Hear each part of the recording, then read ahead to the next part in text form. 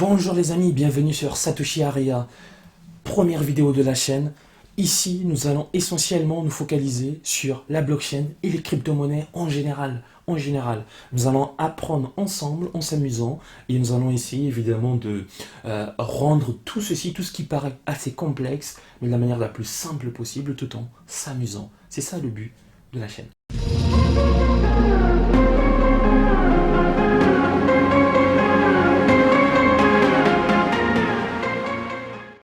Premièrement, donc ici, nous allons, au cours de la vidéo, nous allons étudier ce premier aspect, ce premier volet sur les blockchains haut débit comme Ripple, EOS et Tezos. Sont-elles fiables? Eh ben, on verra tout à l'heure. Ukraine, de l'énergie nucléaire pour miner des cryptos. Le fondateur de Ripple qui vend donc ses cryptos, mais il n'est pas la plus grosse baleine. Stellar donc investit donc 5 millions de dollars dans le portefeuille crypto Abra et Vitalik Buterin Defense Ethereum say Bitcoin facing influence of centralized middlemen. Nous allons également discuter de cette polémique, ne vous inquiétez pas les gars. C'est parti pour notre première thématique qui nous vient donc de CryptoActu, cryptoactu.com. Alors, les blockchains haut débit comme Ripple, EOS, donc sont-elles fiables? Alors ici les gars, il faut savoir qu'il y a une étude qui a été menée par des universitaires donc originaires donc de Grande-Bretagne, qui démontre que certaines crypto-monnaies figurant donc dans le top 10 ne sembleraient pas répondre aux attentes qu'elles s'étaient fixées. Alors, ouais, comment dire, ce type d'étude, il faut généralement le prendre avec également des pincettes, parce qu'il y en aura également. Hein, il y en a déjà eu énormément, et il y en aura encore. Mais ça fait toujours du bien de voir des chercheurs, voilà, d'universitaires ou peu importe, aujourd'hui, on va dire, prendre connaissance de ça, de cet univers de la blockchain, et de s'y intéresser et à faire des recherches. Donc ça, c'est important. Donc ça peut toujours nous aider à, évidemment, à avoir cette meilleure visibilité sur les blockchains, de manière générale. Euh, alors, ici, on parle de trois blockchains. EOS, Tezos et Ripple. Ok, ce sont des blockchains qu'il faut comprendre qui visent à, évidemment, à améliorer donc, la scalabilité au sein donc, des réseaux blockchain. Ok. Alors, ce qui est intéressant ici, c'est on va tout de suite, je veux vraiment le lire voilà, en diagonale. Hein. Le but, c'est pas d'aller en profondeur. Je vous mettrai les liens. Donc notre analyse donc révèle que seule une petite fraction donc des transactions sont utilisées à des fins de transfert en valeur. En particulier, 95% des transactions sur iOS ont été déclenchées par le largage d'un jeton actuellement sans valeur. Mais c'est énorme, 95% des transactions sur iOS. C'est énorme, qui n'ont absolument pas de valeur. Bon, sur Tezos, 82% donc du débit de transactions a été utilisé pour maintenir le consensus. Et seulement 2% des transactions sur le grand livre XRP, entraînant donc des transferts donc de valeur. Donc ici déjà les amis, comme vous pouvez le voir, donc ce sont déjà des chiffres qui, à mon sens, font peur.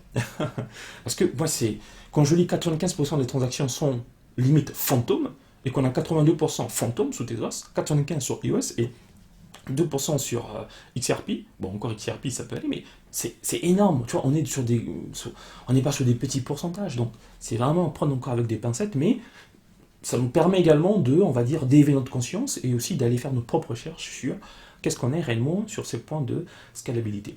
Alors on va rentrer dans le vif du sujet avec les transactions per second, donc tout ce qui est transactions par seconde. Alors, évidemment, l'étude montre que ces transactions sont peu élevées sur ces réseaux. Ce qui est intéressant ici, c'est qu'ils disent, plus précisément, nous observons que le débit actuel est seulement de 20%, plutôt de 20 transactions par seconde pour iOS, et 0,08 transactions pour Tezos, et 19 TPS pour XRP. Mais c'est vraiment très bas. Vous imaginez 20 transactions par seconde sur iOS? Sachant que, alors là, j'ai fait un peu l'effort d'aller voir le network alors ce qu'ils appellent justement le EOS Network Monitoring. Et là en fait, je m'étais attardé à regarder donc le all-time high. Donc on montait à combien? On montait les gars pratiquement à 4000. On était pratiquement à 4000 transactions par seconde. Vous imaginez? 4000 transactions par seconde. Bon, alors évidemment, c'est pour ça que c'est pas aussi clair. Hein. Là, on voit tout de suite, c'est des chiffres qui sont donnés très rapides, 20 transactions par seconde. Est-ce qu'il voulait parler justement déjà le TPS live, hein, qui lui est de 36, alors qu'on peut monter rapidement à 4000. Voilà, c'est là où je vous dis encore une fois de plus, voilà, on ne répétera jamais assez hein, continuer à faire nos propres recherches également sur ça. Donc là, voilà, c'est un article, c'est une étude qui a été menée, libre à nous également de voilà, faire des recherches ou pas, ou d'approfondir ou pas donc le sujet. Alors, sachant que ce type donc de blockchain vise à résoudre le problème de scalabilité, voilà, l'étude est plutôt, on va dire, décevante. Hein. Décevante, mais voilà, décevante, mais ça sera d'un point de vue, quand je mets du côté évidemment du fondateur donc, de ces crypto-monnaies, de ces projets blockchain, évidemment, cela ne nous voilà, n'apporte pas une grande valeur ou pas grande satisfaction pour ce type de projet. Mais une fois de plus, continuons à faire nos propres recherches. Ukraine. Alors, de l'énergie nucléaire donc pour miner donc, des cryptos, toujours dans le journal Crypto Actu qui nous livre ceci. Alors ça, j'ai trouvé ça marrant et intéressant en même temps. Pourquoi? Ben parce que lorsque je vois une façon moderne d'utiliser donc de l'électricité excédentaire et de diriger dans des crypto-monnaies. Alors évidemment, pour recadrer un peu, hein, restructurer un peu le contexte, donc on est en pleine crise actuelle avec le coronavirus, hein, on sait tous. Donc la crise donc actuelle, donc on a une baisse globale donc de la consommation, notamment dans l'industrie donc manufacturée, donc aurait eu pour conséquence d'augmenter donc le surplus d'énergie inutilisé.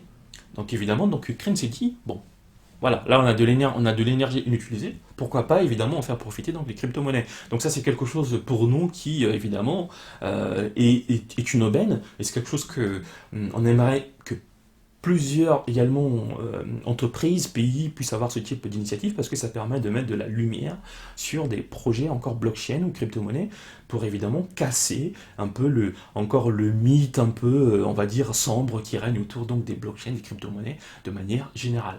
Une fois de plus, vous aurez l'article en description pour jeter un coup d'œil en profondeur. Alors, notre troisième article, donc le fondateur donc, de Ripple qui vend donc, l'ensemble de ses cryptos. Alors, évidemment, alors, avec ce type, je vous cache pas, mais avec ce type donc d'annonce, quand tu vois fondateur, alors fondateur, cofondateur, si tu veux, qui vend donc 9,5 donc, milliards donc, de cryptos, XRP, on se demande, ouais, pourquoi? Voilà, pourquoi? Pourquoi ce besoin imminent de les vendre maintenant? Problème de liquidité? Besoin de faire un voyage aux Bahamas? Oh non, non, alors je suis un peu taquin, mais voilà, c'est... alors je me rappelle qu'à une certaine époque, on avait également vous vous rappelez de Charles Hoskinson, le PDG, donc alors PDG de Cardano, cofondateur donc également donc d'Ethereum, qui s'était débarrassé également de tous ces tokens, plutôt tous ces cryptos à une certaine époque, on est bien d'accord. Donc c'était pour voilà, peut-être ne plus carrément avoir affaire d'un point de vue, on va dire, si vous voulez, financier, comme quoi il pourrait spéculer sur le marché parce qu'il détient tant de crypto, machin, dans son portefeuille. Si c'est ça la stratégie, oui, oui, pourquoi pas, pourquoi pas. Mais bon, là, c'est vrai, il faut dire que je ne comprends pas trop plus que ça. Hein. Alors donc il ne faut pas non plus que ça puisse voilà, engendrer un mouvement de panique, parce que là, voilà, quand vous voyez suite à ces déclarations, une chute de 40% en 24 heures, voilà, ça c'est typiquement le genre de choses que franchement, je suis désolé, mais que je déteste lire en fait, tu vois. Une chute de 40% en 24 heures. Mais j'ai juste envie de dire, what the fuck, tu vois, c'est incroyable quand même, tu vois, c'est hallucinant. Bref, donc arrêtez non plus de, voilà, de jouer tout le temps sous la vague que tel monsieur vend ses cryptos, liquide ses cryptos, tout le monde le suit, on ne sait pas pourquoi, on ne connaît pas les tenants et les aboutissements. Voilà, on va pas être non plus des suiveurs comme ça, quoi. Donc voilà, il faut toujours avoir raison garder et continuer à faire ses propres recherches. Prochain article, donc Stellar qui investit 5 millions de dollars dans le portefeuille crypto Abra. Alors, je ne vous cache pas que je ne connaissais pas le portefeuille crypto Abra. Et évidemment, je suis allé rapidement me renseigner. Hein. Alors, c'est quoi ce portefeuille? Donc, dans une récente donc, interview avec le magazine Fortune, donc apparemment, il disait que, alors je l'avais, pour ceux qui ne connaissent pas, voilà, il s'agit d'une application. Donc, c'est une application de portefeuille de crypto-monnaie créée en 2014. Donc, cette application unique permet également d'investir sur 30 devises virtuelles, 50 fiat et sur un 10 crypto devises. Voilà, donc c'est un portefeuille classique. Hein, voilà, donc portefeuille classique, et puis tu peux investir dans tes crypto-monnaies. Voilà, sur 30 devises virtuelles, 50 fiat, et puis voilà, sur des crypto-devises. Pourquoi pas? Bon, Très bien. Et du coup, je me suis dit, Stellar, qui aujourd'hui investit donc 5 millions de dollars donc, dans le projet Abra, pourquoi? Tout simplement. C'est ma question, c'est pourquoi? Alors, le pourquoi, le pourquoi il est là. Il nous dit Stellar invest 5 million into Abra to build next gen and fintech platform. Pourquoi pas? Donc voilà, aider donc la société Abra donc à étendre donc ses produits, ouais, et services sur le réseau Stellar.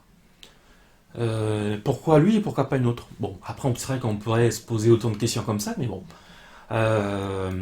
Et pour cela, donc, il est question donc d'intégrer davantage la technologie blockchain de Stellar dans ses offres donc de paiement et d'investissement. Ok, donc là, on voit très bien, donc, en lisant ça, là, on peut se dire, ok, donc il y a quand même, on va dire, un accord win-win, tu vois, c'est Stellar investit comme 7 millions, mais derrière, voilà, ça permet comme d'intégrer davantage la technologie blockchain de Stellar dans évidemment l'offre globale d'Abra. Donc voilà, il y a quand même voilà, un investissement win-win. Donc c'est ça, voilà, c'est ce type de détails auquel il faut généralement pousser pour aller comprendre pourquoi. Donc parfait. Et ensuite, notre polémique du jour. Alors là, ça m'a beaucoup fait marrer cette polémique parce qu'évidemment, euh, vous avez toujours, vous savez, aujourd'hui, le monde de la blockchain se veut 100% décentralisé. C'est vraiment l'objectif, hein, c'est le but. La décentralisation, c'est un peu le mot phare même de la blockchain, la décentralisation. Et on essaie justement de virer tout ce qui est centralized middlemen, donc c'est-à-dire toutes les personnes, des espèces de proxy, toutes les personnes sur lesquelles nous devons passer pour pouvoir effectuer des transactions ou effectuer je ne serait-ce que des paiements ou rendre je ne sais, des personnes qui vont attester de tels documents, attester de je ne sais quoi. Toutes ces personnes au milieu de voilà d'un accord, voilà. Typiquement, on essaye de s'en passer. J'ai dit on essaye. On n'a pas dit que c'est vrai. Euh, et là, évidemment, ce qui est marrant, c'est que vous avez ici. Alors, vous avez évidemment, donc il y a. C'est Vitalik Buterin qui est évidemment cofondateur donc, d'Ethereum, qui répondait à une critique qui disait I really and truly think it's the opposite. BTC people seems happy to have lots of centralized middlemen. Alors ça me fait marrer parce que évidemment ici alors certaines crypto exchanges comme BitMEX, Tether, machin, évidemment aujourd'hui on voit bien on passe beaucoup voilà par des exchanges aujourd'hui pour pouvoir ne serait-ce que conserver nos cryptos et ce qui est pas bien d'ailleurs, on est d'accord. Mais voilà faire des transactions.